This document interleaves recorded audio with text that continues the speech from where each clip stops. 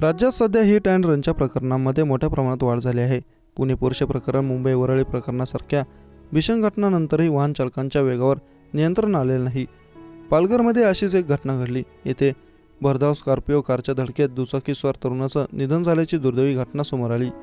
मनोर येथील गणेश घाट परिसरात ही घटना घडली आहे. हिट अँड रनचा हा संपूर्ण प्रकार असून अपघात झाल्यानंतर कार चालक घटनास्थळावरून फरार झाला. या भीषण अपघातात दुचाकीस्वाराचं निधन झालं असून सागर गजानन पाटील वय वर्ष 27 असे मृत दुचाकीस्वाराचे नाव आहे. 27 वर्षांचा तरुण सागर पाटील हा हेरिटेज फूड प्रोडक्ट या कंपनीत कामाला होता. आपली ड्युटी संपवून तो त्याच्या दुचाकीवरून घरी परतत होता. याच दरम्यान मनोरंजनिक हात नदीलगत असलेल्या गणेश घाट परिसरात समोरून आलेल्या भरधाव स्कॉर्पिओ कारने दुचाकीला जोरात धडक दिली.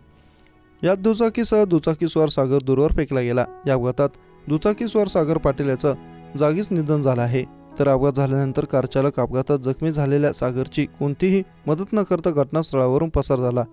या घटनेची माहिती मिळताच मनोर पोलीस तत्काळ घटनास्थळी दाखल झाले.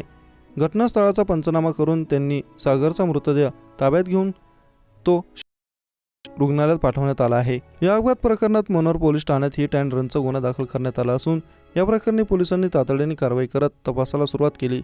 मुंबई अहमदाबाद राष्ट्रीय महामार्गावरील हॉटेलच्या पार्किंगमधून अपघाताला कारणीभूत असलेली पांढऱ्या रंगाची स्कॉर्पिओ कार पोलिसांनी हस्तगत केली आहे. पहाटेच्या सुमारास आरोपी कारचालक सचिन सुरवसे वय वर्ष 32 ताब्यात घेण्यात आलं.